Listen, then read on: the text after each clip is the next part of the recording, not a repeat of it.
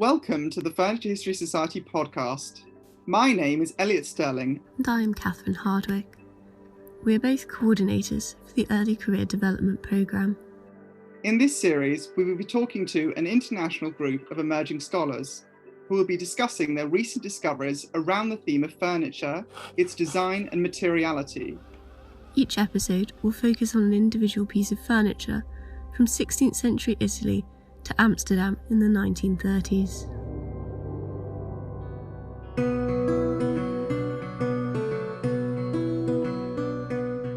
Alexander Fischer was one of the most celebrated silversmiths working in the arts and crafts tradition. He studied enamelling in Paris, where he mastered a number of historical techniques, which he adapted for jewellery and other decorative objects. This sconce is a tour de force of the silversmith skills and illustrates Fischer's confidence in using different materials with a variety of different techniques. This delicate wall light incorporates a peacock within its design, a favourite motif in the decorative arts of the late 19th century, and is the subject of our third podcast episode.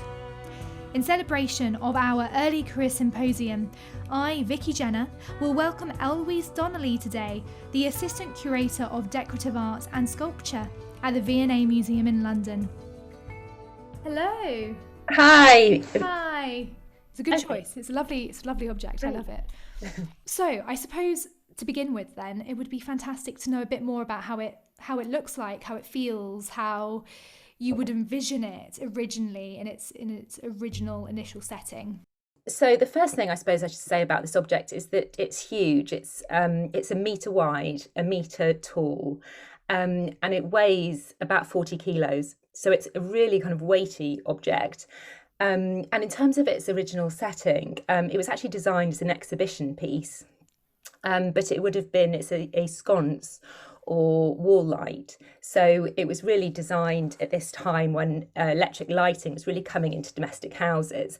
And this opened up a whole new kind of range of opportunity for designers to create kind of spectacular backdrops to electric lights. And in this piece, I feel like the designer has really thought about the different reflective qualities of the materials. He's used a huge range of materials in the piece, and thought about how those will react under light, and so how it would look coming into a room and seeing this object lit up with the lights in the fixtures. Absolutely. It's so colourful and so beautiful. I can imagine it being such an exquisite exhibition piece, as you mentioned, but also having that ability to really stun people within a domestic setting. And I can see here that there are so many varieties of enamelling. Is that correct? Are these enamelling techniques? That's right. So the piece itself, it has this huge bracket which is made out of steel, and that's been hammered and shaped in the form of a scroll. And then you have these two bronze light fixtures which protrude from the steel. And they have these kind of sinuous curves, which really makes you think about the Art Nouveau style, which is really kind of coming up in Scotland and in Europe at this time. And then between the fixtures, you can see a peacock, and the peacock has been modelled in silver, but also enamelled in this really, really rich, deep blue. And then behind the peacock's tail has been made out in this huge sheet of a hammered brass, which has been chased and pierced to create the sense of the peacock's feathers. And there's an amazing amount of movement in those feathers. You really get the sense of kind of the wind almost picking up the texture of the feathers. But for me, the jewel in the crown and the most kind of visually spectacular aspect are these beautiful enamelled eyes set into the peacock's tail, they're set into the brass, and you've got enamel, almost a kind of day-glow green and day-glow blue. It's super bright. It would have really come to life underneath the light. But the designer Alexander Fischer has set silver foils beneath the enamels to really enhance that kind of scintillating effect. So together, I think it's just a kind of virtuoso piece of metalwork and enamelling, really. Absolutely, and it's so layered, so stunning. You mentioned Alexander Fisher. Could you tell us a bit more about him? He actually initially trained as a silversmith, I believe, in London. He was this son of a potter from Stoke-on-Trent. And in 1884, he came to the South Kensington School of Design with the intention of studying ceramics. But at the time, the South Kensington School had invited an enameller from the Sèvres factory just outside Paris, an enameller called Louis Dalpurin, who was trained in traditional enamelling techniques. And he came over to London. He gave these lectures in South Kensington, and they really inspired Alexander Fisher to just turn his attention to enamelling. And the following year, he won a scholarship to travel to France and Italy to study enamelling techniques in more detail. And then returning to London, he was highly prolific, produced a wide range of enamelled objects, but he also taught a huge amount. And it was really through his teaching and his writing, he wrote about the history and the technique of enamel. He really inspired this whole new generation of enamellers to come to the fore, and there was this intense period of revival in enamelling. Many of his students were women, and so you've got kind of key early 20th century enamellers like Edith Dawson, Ernestine Mills, Phoebe Anna Traquair, who all kind of came out of his circle and his teaching, and then spread to different parts of the British Isles. So he had this kind of huge legacy in terms of enamelling. And also he had clients internationally. We've got a piece at the V&A, which was commissioned by one of his American clients and has come back to this country. So he really had a huge legacy and was key in kind of stimulating the revival of enamelling in the late 19th century. Thank you. I think it's really incredible to see how far his legacy really expanded to. And was this all across the UK, or did it even touch other parts of the globe? Yeah, absolutely. You can see his influence across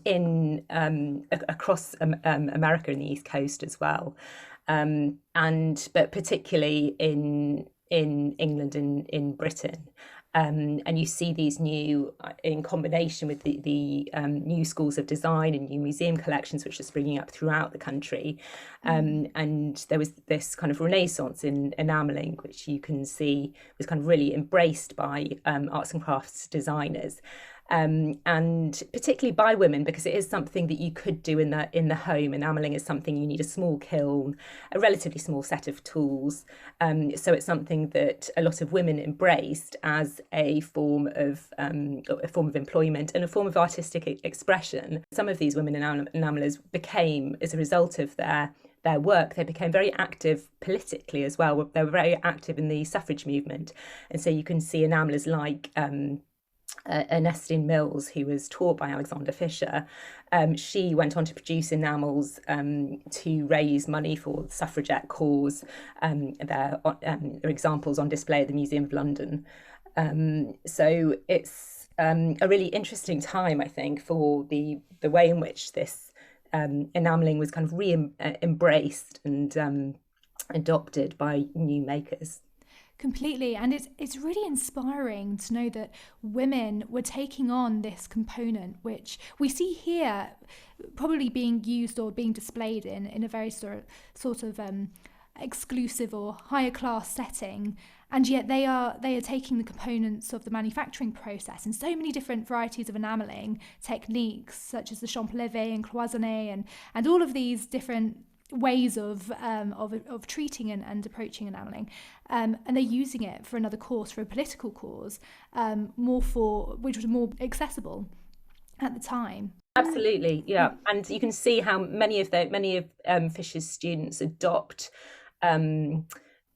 some of the motifs. So you can see the peacock motif here, which was obviously embraced, was so important for arts and crafts designers, this medieval symbol of love and devotion that was embraced by designers such as William Morris, and Charles Robert Ashby used it on his jewellery. And here we have the spectacular example, but then you see it replicated in work by Ernestine Mills, by Edith Dawson, and also I think the suffragette colours of purple and green really kind of lend themselves well to enamelling in particular, but also to these motifs. there are so many different layers, and within one object as well. It's amazing that you've managed to tap into so many different narratives across so many different periods and class attitudes and people. It's a hugely powerful piece, and I think it's that was something that was also picked up at the time in press reports, because designed as an exhibition piece, it was exhibited in 1899 in London at the Arts and Crafts exhibition, and you see it reported in the press that people are really kind of responding to this revival of enamelling. And then in 1902 it was exhibited again in Turin at the International Exhibition of Modern Decorative Art, which was such a kind of key moment in bringing together artists and designers, and a kind of key moment in kind of solidifying, I suppose, the Art Nouveau style. And this piece was covered in the press then, and people were talking about the kind of spectacular visual properties of the enamel and the metal together. So, and also the nature of electric light, because we think of a lot of wall lights or sconces being designed for candles, but obviously from the kind of the 1880s, 1890s, when domestic light was just coming in, it just presented, and you've got the new incandescent light bulb. It's really a huge new opportunity for designers to think about how materials respond to this new form of light. And I think the range of materials, particularly in this object, the way in which, say, the steel would have had a much kind of cooler glow under the light bulb compared to the warmth of the brass, and you've got the kind of scintillating reflections of the enamel and the silver beneath them. It's a kind of really creative response, I think, to these new opportunities presented by electricity. And it kind of makes you think how exciting that would have been, not only from a designer point of view, but also from how revolutionary it must have been in the home. Absolutely, and it's turning a very practical, utilitarian object into something really beautiful. And this was often happening in these exhibition spaces of the time, to show that something that did have a practical usage could be so beautiful and could be admired by the masses. But thank you so much for that, Eloise. You've been fantastic. Is there anything else you wanted to say? There are inscriptions which have been embossed in the steel either side of the light fittings. So on the left, it says, "Revealed all things shall sometime be, for living eyes that yearn to see." And then on the right, it says, "As black night spreads her wondrous tale, the dark shall flee and light prevail." And I just love those inscriptions, because they talk to the point that you were just making about both the functionality and the design of the piece. They speak very clearly to this object and how it will light a room. The function of the object, it will in many ways kind of prolong the day into the nighttime, but also it speaks very directly to the design of the piece and the peacock and the kind of romance associated with it.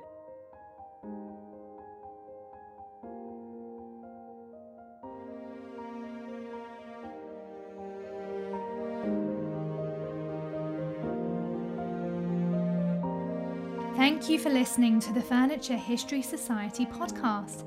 Join us in our next episode, where we speak to Kirsten Tam all about the creation of the metal chair designed by René Herbst in 1920s Paris.